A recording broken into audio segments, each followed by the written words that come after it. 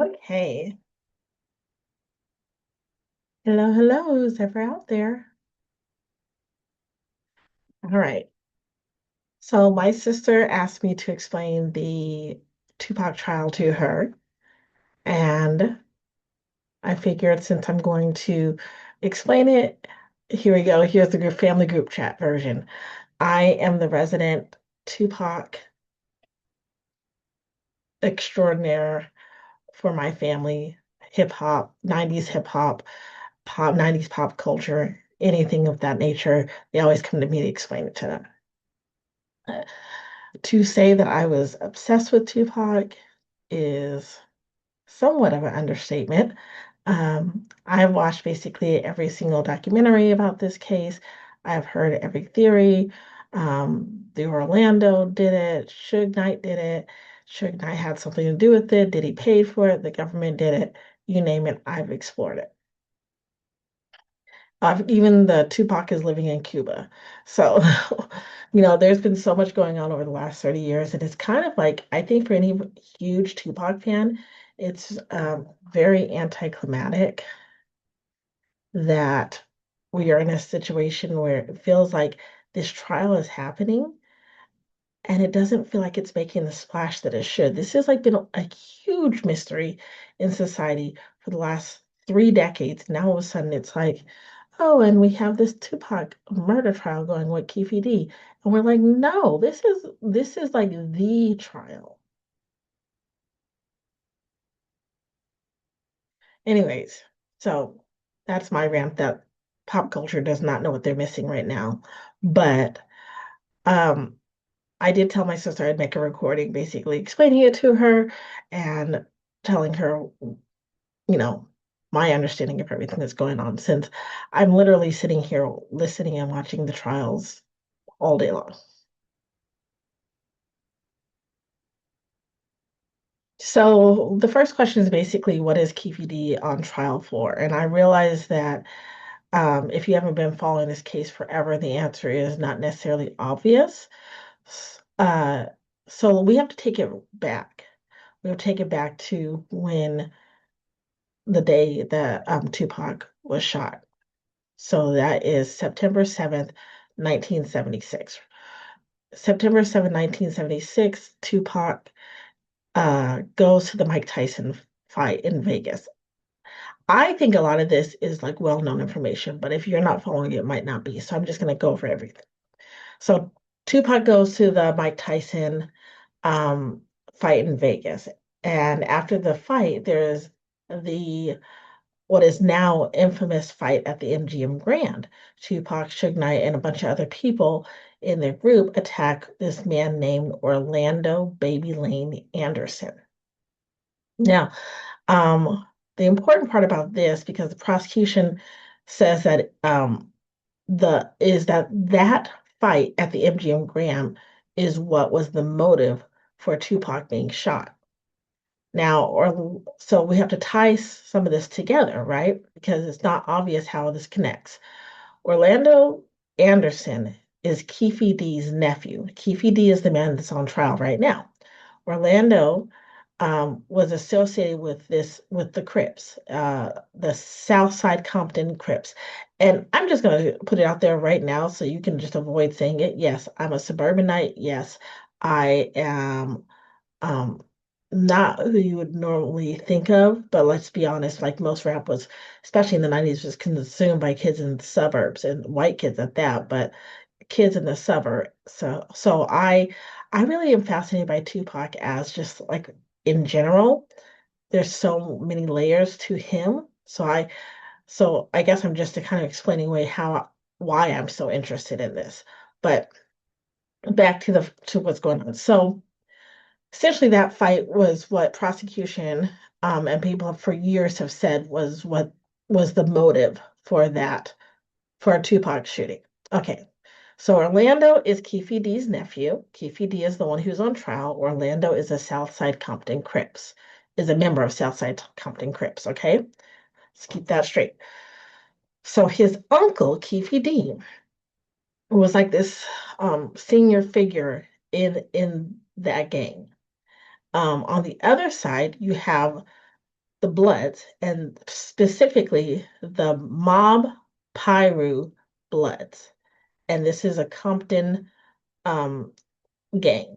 And the Compton was like heavily associated, these Bloods were heavily associated with Suge Knight and Death Row. Okay. So that's a little information right there. And then we're going to take it a little bit further back because we need some prehistory. So a couple months before this Vegas fight and the shooting, there was an incident at the Lakewood Mall. No, not Lakewood, Washington, for all you other suburbanites. But Lakewood Mall involving this guy named Trayvon Lane, right? So he is associated with Mob Pyru and Death Row. Now, I don't think he was actually a member, but he was definitely an associate. So basically, the story that goes with that is that the Crips assaulted this guy, Trayvon Lane, at the mall, and this is like a suburban mall, right? This is not like in Compton. So they assaulted him at the mall and uh stole his chain, his death row medallion chain, right? Um, so essentially and that was like a major sign of disrespect to steal that chain. So he's got this death row medallion chain. They get in a fight. When you get in a fight with someone, when you beat them up, basically you snatch their chain. They snatched his chain. So when they snatched his chain,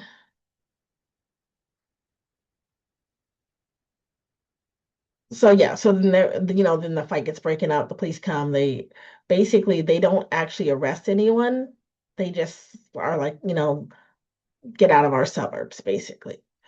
So now we go back to the MGM Grand. So Trey Lane now is spots Orlando after the Mike Tyson fight, which was a huge fight, right? He spots him and he identifies him to his group. And he's like, yeah, that's the dude that was at the mall when they took my chain. Um, Now, Tupac, who is also associated with Death Row this time, and I would say trying to prove himself to Death Row, um, he goes towards Anderson and he throws the first punch. Then Suge Knight and others join in, and this, you know, fight is caught on surveillance, and it's the surveillance tape you see all over. You've seen it over and over if you've seen anything about the Tupac case. So that's where that fight happens.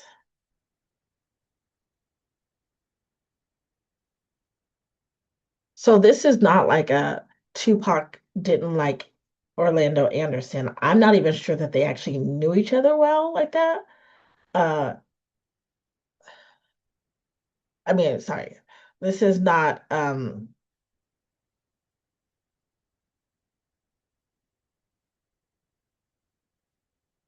a Tupac versus Trey Lane situation. I doubt they even knew each other. It was more like Tupac proving himself. Now, I want to also point out that like Orlando Anderson was um was Keefe D's nephew, and Keefe D was like, well established in the group. So I could see Tupac trying to impress him or show loyalty to him to make himself like more down with the group. So this is a conflict basically between two rival gangs. Um,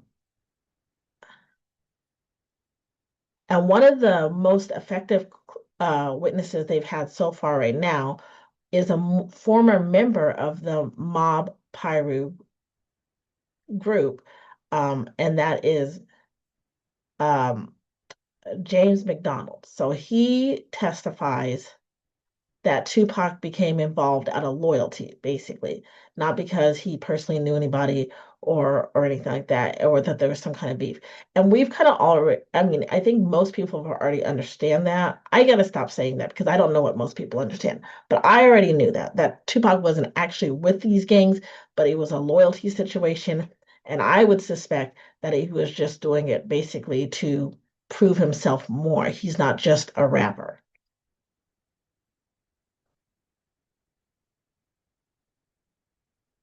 Because like Tupac is world famous, but in the actual Compton gang hierarchy that was involved here, he wasn't one of like these principal players. I mean, he wasn't really a gang member at all. He was connected through Suge Knight, Death Row, and the Mob Piru associations around them. But he himself was not actually a gang member, and he had, adopted that gang imagery and the associations, and he socialized with them. Um, and he was, visibly participating in that world.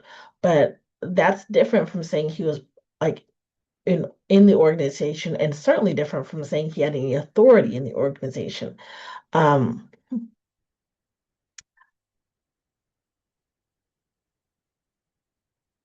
And so that's why that MGM footage is like so consequential because um, it shows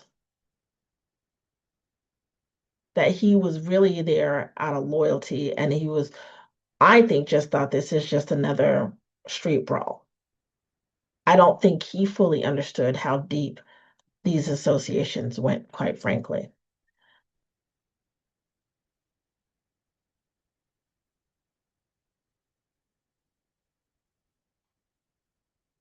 And you'll see that also if you're watching the trial, you'll see we're on day five. We just ended day five today, which is Friday, and you'll see one of the best recordings I think that they have right now, or one of the best pieces of evidence they have is these recordings that were made by a documentary uh, producer. And in those recordings, you'll hear Keefe D when he's talking to like the task force agents. He says, Tupac, Biggie, them guys ain't gangsters, they just rap about it. So everyone in the gang world already understood that these guys weren't gangsters. And I think, and then he says something along the lines like Suge Knight. And even though they were associated with, Tupac was associated with Suge Knight, it didn't make him a true gangster because even Suge Knight, Keefe D said, Suge Knight had the industry scare. He didn't have the street scare.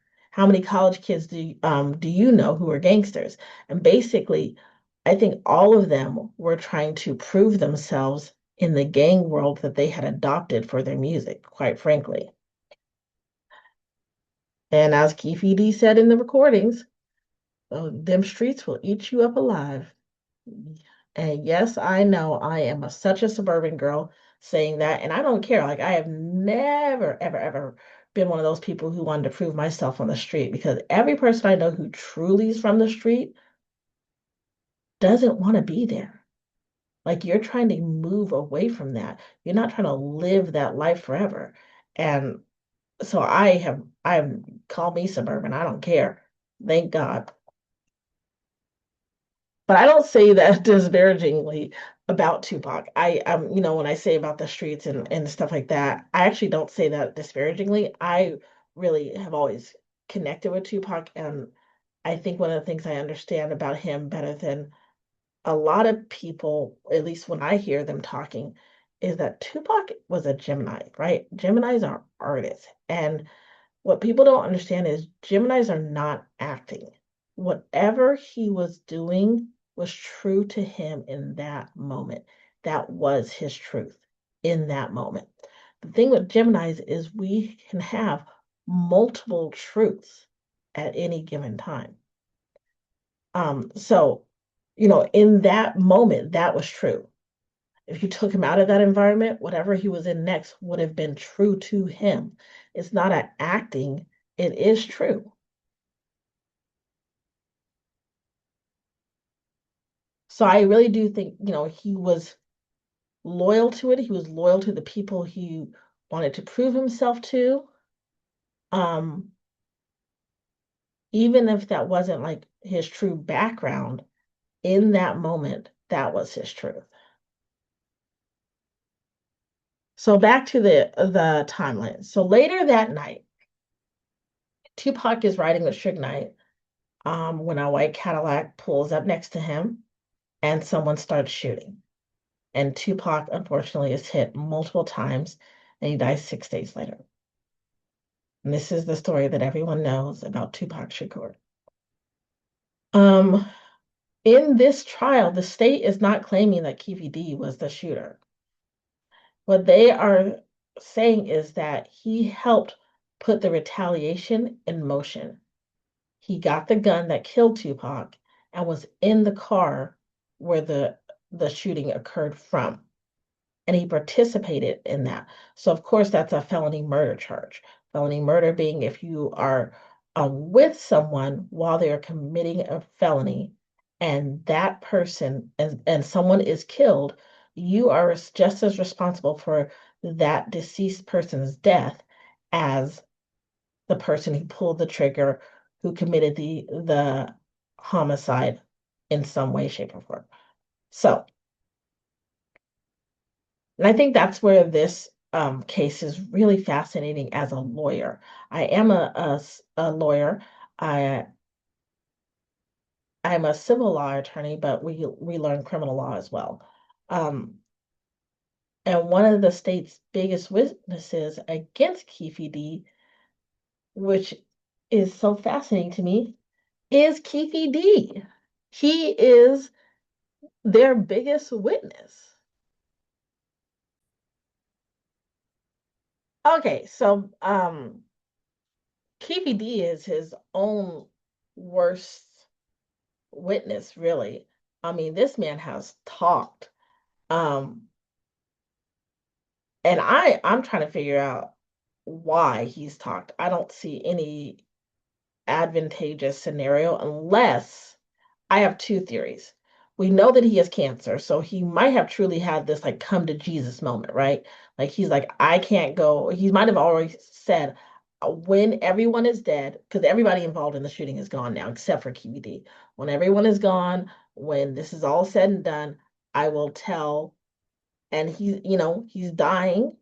So what can they really do for him? He's going to get medical care on the system, and he will go down as being a part of really one of the great murder mysteries. That could be it, and it could just really be that simple.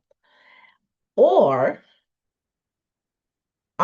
or if he really did have like all these loyalties, maybe he is doing this to help someone else.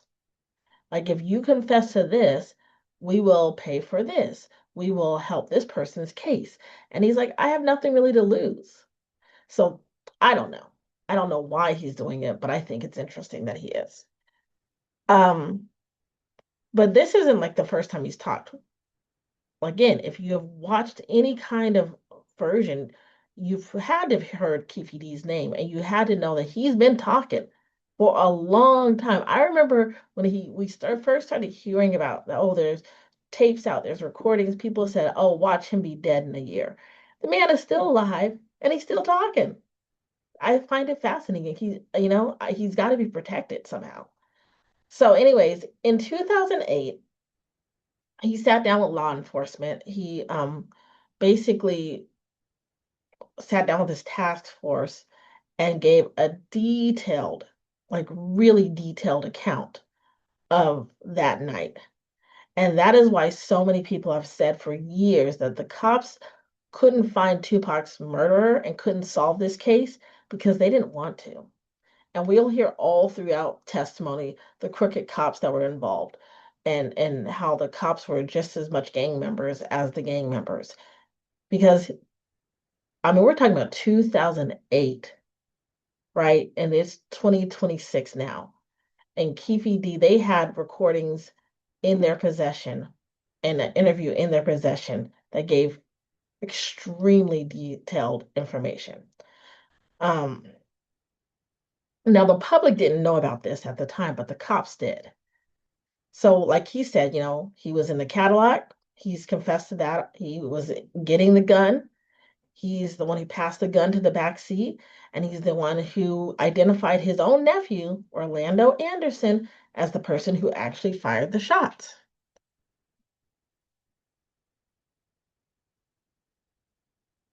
Now, these tapes were not revealed until much later, around 2015, 2016. There was a documentary called Murder Rap. And I think that's when I first heard about it. Because, like I said, I've read all, and I remember, actually, I do remember, I remember this because I remember listening to here watching this documentary and being like, oh, now there's going to be some arrests now. And there were no arrests.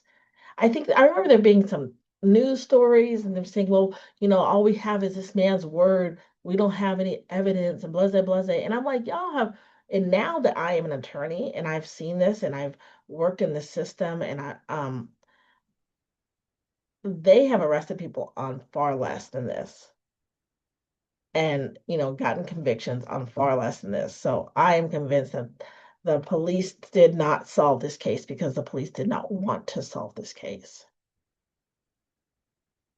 But that wasn't the end of it. After the 2008 tapes, Keefe D wrote a book. He does some interviews. He does a very famous one in the hip hop circle that just tells everything. He talks about Tupac repeatedly. Okay, that's why I say, um, I mean, I have no idea why he was doing all this talking.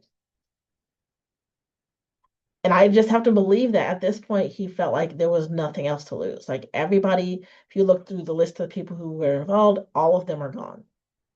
He's the last man standing.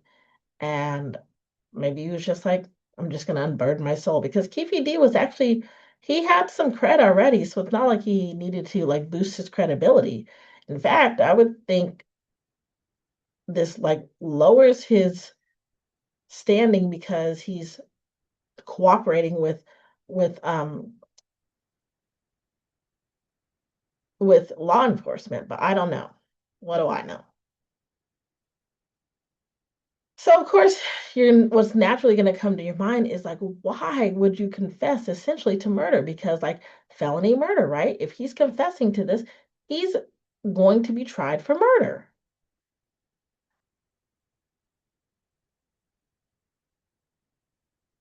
Now, there's a lot of legal stuff surrounding the circumstances under which he originally spoke to law enforcement. Some of that was like that task enforcement. He got caught up. He was talking to them, and he was a witness for them because of like some other drug implications he gotten caught up in.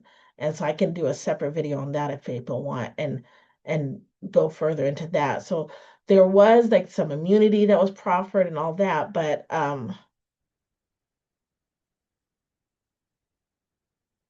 for and but I'm there were some immunity deals done, but like those are kind of like separate. And clearly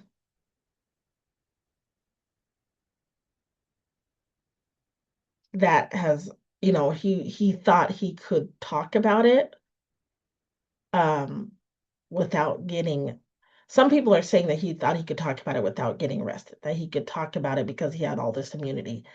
I feel like I don't know if I fully believe that because I think that he would be wise enough and hopefully have had good enough representation that unless they specifically said you will not be prosecuted for Tupac Shakur's murder or any involvement in it, that he would have known that he could still be tried for this. So I tend to believe that that's not what happened, but people are like, oh, he thought he was getting immunity and that's why he was talking. I don't actually think he's that dumb, honestly. But for the purposes of this trial, the juries are now hearing this statement ultimately. And the defense is in this very weird position because they can't say that their client never said it. It's on tape, right? Um, and then the interviews are out there in public, and the book is out there in public. So their position right now is that, oh, he was lying, that he was, well, needed to sell his book. He needed to uh, exaggerate these incidents so that he could get more clout. Again, I don't actually believe that because I just, something about Keefe D, he just doesn't feel like he's a dumb man.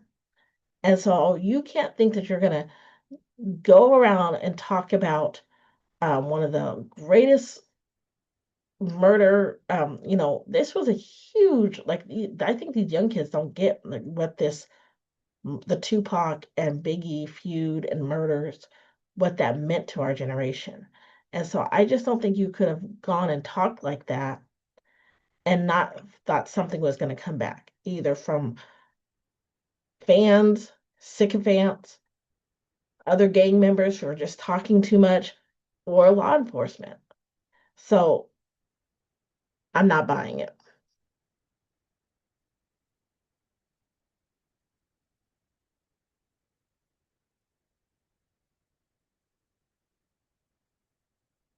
So we have this weird situation though where prosecution is saying, oh, when Keefe D told us years ago, we actually believed him, but we didn't do anything about it. And defense saying, don't believe our client. He's not telling the truth. I feel like that's really like such an interesting flip-flop. And I would love to hear from other people. Like, do you believe Keefe D? Was he involved? What do you think the motive is for him talking about it throughout these years? And was he exaggerating? Was he telling the truth? And why did he talk so much after all these years?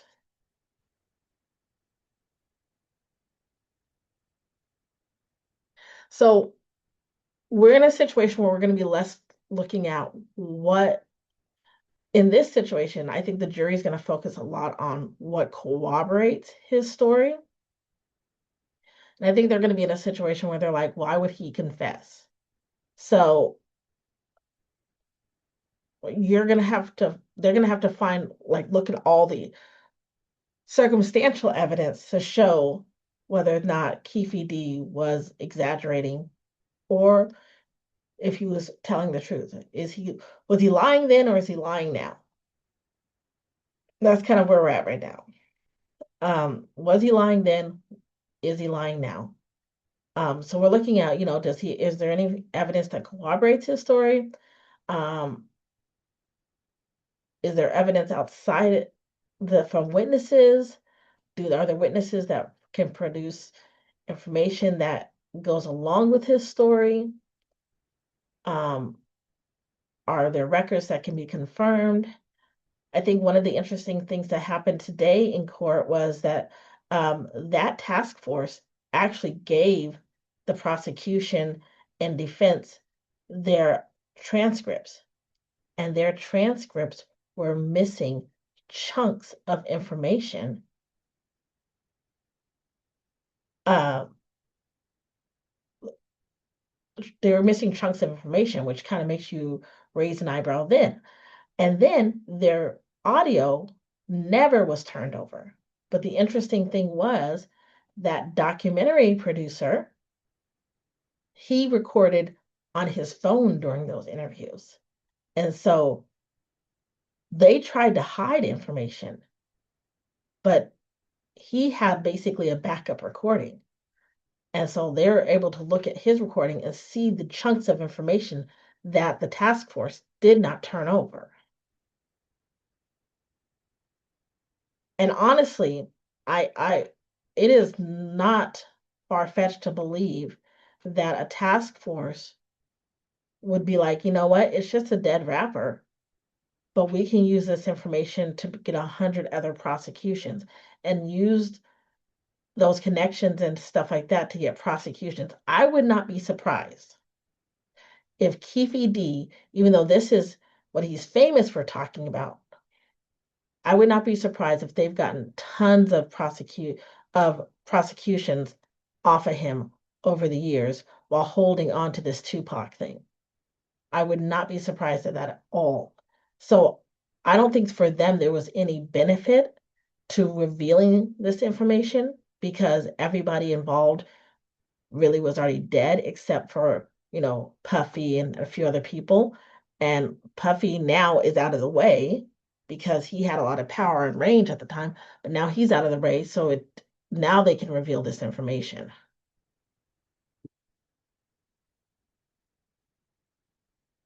So it'll be interesting to listen and see where his story has changed, where it stayed consistent.